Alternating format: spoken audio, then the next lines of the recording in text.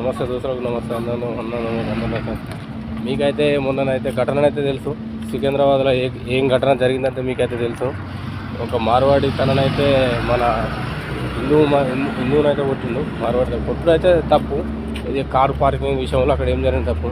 కానీ దాన్ని రాజకీయంగా మలుచుడైతే చాలా ఘోరం. రాజకీయంగా మలుచుడైతే ఘోరం. ఎందుకంటే ఆ పార్టీకి రుద్దుడు, ఈ పార్టీకి రుద్దుడు. ఇక మా కరీంనగర్ ఎంపీ అయితే బండి సంజయ్ ఉన్నాడు. తను ఏం మాట్లాడుతుండో తనకే అర్థమవుతుంది. నీకు మా ఓట్లు కావాలి, నువ్వు మార్వాడులకు ఏం తప్పు చేసినా మార్వాడులని మాట్లాడతావు. అంటే మేము ఎత్తే నువ్వు ఎంపీగా గెలిచినావు, మార్వాడులు ఎత్తే ఎంపీగా నువ్వు గెలవలే. తెలంగాణ ప్రజలు నిన్ను, కరీంనగర్ ప్రజలు ఎత్తే నువ్వు గెలిచినావు తెలుసా.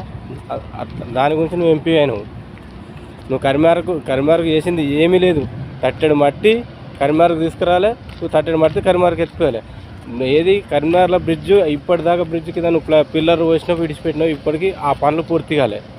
ఇప్పటికి నువ్వు ఎంపీగా గెలిచి ఇది రెండోసారి.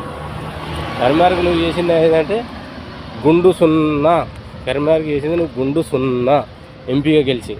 నువ్వు నన్ను తిట్టుకున్నా మంచిగా, నీకు నేను ఓటు వేసాను కాబట్టి, కరీంనగర్ వాసిగా నేను నీకు ఓటు వేసాను కాబట్టి నేను మాట్లాడతాను. నాకు ఆ హక్కు ఉంది. ఎందుకంటే నేను ఓటు నీకే వేసిన, నా ఫస్ట్ ఓటు వచ్చాము నీకే వేసిన. నువ్వు మన తెలంగాణ బిడ్డను కొడితే నువ్వు మార్వాడిలకు సపోర్ట్ చేస్తావా? నీకు ఇక్కడ ఓట్లు కావాలి, నువ్వు సపోర్ట్ మార్వాడిలకు అన్నట్టు.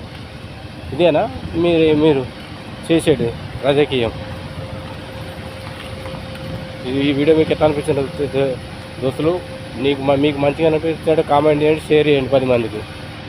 నాకైతే కామెంట్ బాక్స్లో కామెంట్ చేయండి. ఎందుకంటే మన ఓట్లు కావాలి. మన మాదిగ పిల్లగాన్ని కొడితే ఎంపీ అటు మాట్లాడతారు అన్నట్టు.